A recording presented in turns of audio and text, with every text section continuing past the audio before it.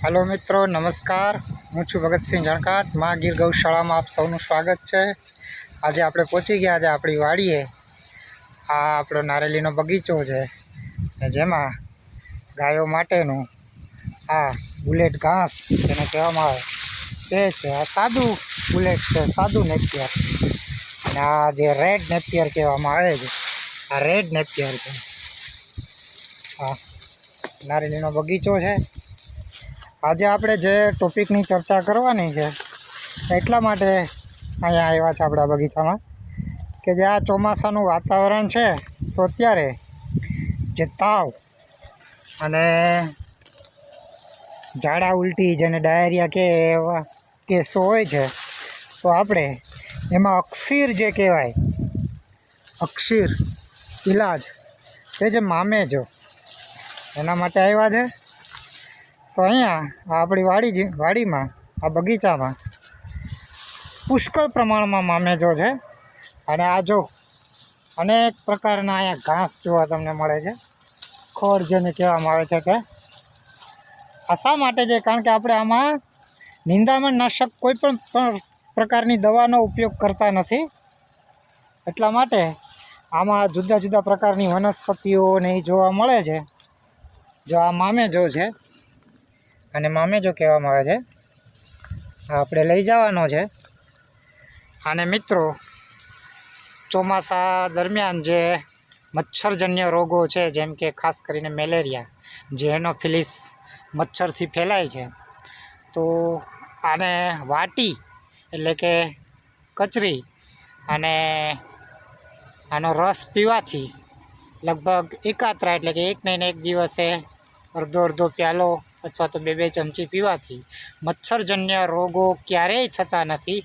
આ એક આયુર્વેદનો શ્રેષ્ઠ ઔષધિ છે। તો ચોમાસા દરમિયાન આનો ઉપયોગ કરવો જોઈએ। આખા વર્ષ દરમિયાન આમ તો આનો ઉપયોગ કરીએ છીએ। આનાથી તાવ ન આવે, મેલેરિયા જેવા મચ્છરજન્ય રોગો ન થાય, પેટની કોઈ બીમારી ન થાય એના માટે છે આ પાંદડા હોય છે અને એની જે ડાળખી છે એ પણ કામ આવે છે।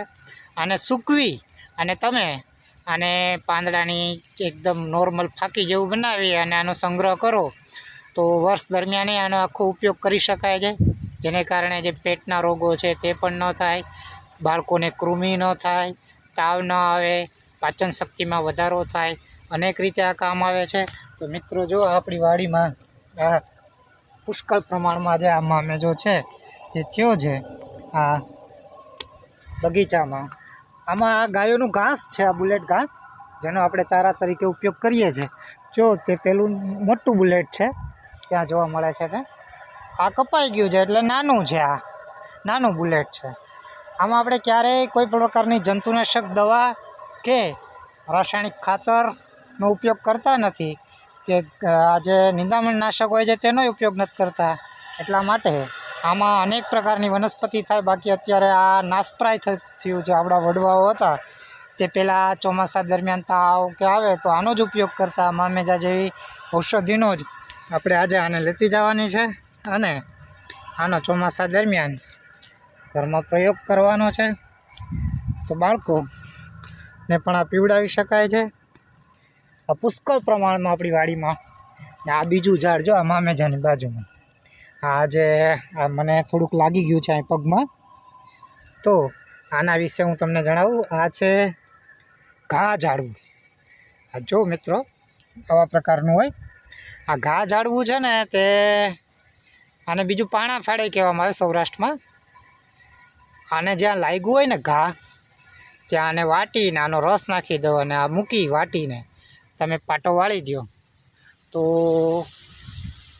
24 કલાકની અંદર તમને સોજો ઉતરી જશે અને રૂજ આવવા માંડશે। આ મારા વ્યક્તિગત અનુભવ છે। અહીંયા મારા પગમાં અહીંયા જો આ નિશાન છે હજી તા અહીંયા ગાયે લગાડી દીધું હતું તો ત્યાં ડૉક્ટરની દવાઓ લીધી, કેટલી ગોળીઓ ઇન્જેક્શન, તો લગભગ 8-10 દિવસ થઈ ગયા સોજો ન ઉતરે, દુખાવો થાય, થોડુંક ચાલીએ તો સોજો આવી જાય। પછી એક દિવસ હું અહીંયા વાડી ઉપર આવી અને આ ઘા ઝાડવું મેં લગાડ્યું આ તો 24 કલાકની અંદર સોજો ઉતરી ગયો અને આરામ થઈ ગયો। તો આ પણ હવે આવા ઝાડવા બધા જે ઔષધિઓ છે ને એ નાશપ્રાય થતી ગઈ છે. આ મને આંગળી ઉપર લાગ્યું છે, આ લગાડવાનું છે, એક વખત લગાડ્યું છે, પાછું લગાડી દઈશ આ વાટીને એટલે આરામ થઈ જશે. આ મામે જો આપણે થોડોક લઈ લઈએ. તો મિત્રો આજના વિડીયોમાં આ તમને જણાવી દઉં, આ બગીચામાં આપણે જો આ દેશી નારિયેળી હોય, આ દેશી નારિયેળી હોય ને એમાં રોગનું પ્રમાણ ઓછું હોય. જ્યારે ઓલી ક્રોસ બોનાના આવે છે ને એમાં મોટાભાગે આ સફેદ માખીના રોગ આવે છે અને એનું આયુષ્ય 30-35 વર્ષ જ હોય. આ લગભગ 80 વર્ષ સુધી આપે. આ જો આ જૂની આપણી આ દેશી નારિયેળીઓ, બાકીની અહીં ઘણી બધી હતી, વાવાઝોડામાં પડી ગયા. આ જૂની દેશી નારિયેળીઓ જો દૂર દેખાય છે તે છે, બાકીની પડી ગઈ છે. ઘણી બધી હતી 80 વર્ષ સુધી એમાં ઉત્પાદન આપી રહી. બીજું એકાદું વર્ષ ચોમાસામાં કોઈ ઓછો વરસાદ થયો અને પાણીની તકલીફ થઈ હોય તો બીજે વર્ષે પાણી તમે પૂરતા પ્રમાણમાં આપો અને દેશી ખાતર, તો દેશી નારિયેળી રિકવર થઈ શકે. બાકી આ જે ક્રોસ બોના અને આ બધી નીકળી છે જે બોનાને, એને રિકવર કરવી મુશ્કેલ છે. એમાં શરૂઆતમાં ઉત્પાદન સારું આપે પણ પછી સરવાળે મતલબ એ નુકસાનીનો ધંધો છે. આ છે અને દેશી ખાતર આપી દીધું છે આ ચોમાસા પહેલાં. હવે આની અસર વરસાદ થઈ ગયો છે એટલે થવા માંડશે અને ખૂબ જ સરસ. હવે લગભગ આવતા વર્ષથી આમાં 2 વર્ષમાં ઉત્પાદન આવવા માંડશે અને આનું આયુષ્ય, આ દેશી નારિયેળીનું આયુષ્ય લગભગ 80 વર્ષ. આ જો આ મામે જો આપણા ખેતરમાં પુષ્કળ પ્રમાણમાં આનું પ્રમાણ છે કે આપણે જે આ ચારો છે ને એમાં કોઈ પણ પ્રકારનો આ ઘાસમાં છાંટવાની જે કેમિકલ છે એનો ઉપયોગ કરતા નથી. તો મિત્રો આને આ જ ઘાસ જે નેપિયર છે એનો ગાયોને ચારા તરીકે ઉપયોગ આવે છે. પરિણામે ગાયોમાંય કોઈ કેમિકલ આવતું નથી અથવા ઝેરી પદાર્થ આવતો નથી. એટલે મહાગીર ગૌશાળાની ગાયો છે એ શુદ્ધ આહાર ખાય છે, કેમિકલ ફ્રી, અને એનું જે દૂધ અને એનું ઘી છે એ સૌથી બેસ્ટ છે આયુર્વેદની દ્રષ્ટિએ એમ કહી શકાય. એટલે મિત્રો આ સાથે જ આજનો વિડીયો અહીં સમાપ્ત કરીએ છીએ. ને આવતો વિડીયો ચોક્કસ જોજો. અને આ વિડીયોમાંય દરેક મિત્રોને વિનંતી કે સબસ્ક્રાઈબ કરજો, લાઈક કરજો અને શેર કરજો. અવનવા વિડીયો હવે આવતા રહેશે. નેક્સ્ટ વિડીયો જરૂર જોજો, કારણ કે એ છે મહાગીર ગૌશાળાનું આયુર્વેદની દ્રષ્ટિએ ઉત્તમ એવું વૈદિક ઘી કઈ રીતે તૈયાર કરીએ છીએ એને લગતો છે. અને મહાગીર ગૌશાળાની જે આપણી ગૌશાળા છે તેની આપણે મુલાકાત કરવાની છે. એમાં ગાયો વિશે આપણે જણાવશું. તો દરેક મિત્રોને રામ રામ, અસ્તુ, નમસ્કાર.